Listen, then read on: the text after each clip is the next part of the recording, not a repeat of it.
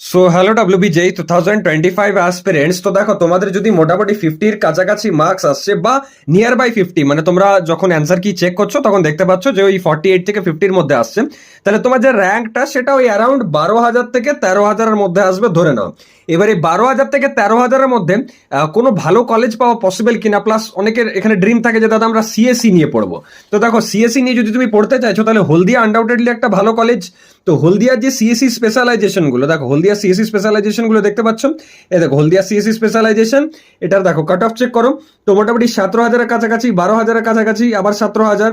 তো এখানে অনেকগুলো এরকম স্পেশালাইজেশন আছে যেগুলো কিন্তু তোমরা চাইলে ইজিলি অপ্ট করতে পারো। মানে অনেকেরই যাদের ড্রিম থাকে যে দাদা আমরা সিএসসি রিলেটেড ব্রাঞ্চ নিয়ে পড়বো এবং ভালো কলেজ থেকে পড়বো, তাহলে মোটামুটি তোমার 50-র কাছাকাছি স্কোর এলে তুমি কিন্তু হলদিয়া ইজিলি অপ্ট করতে পারবে।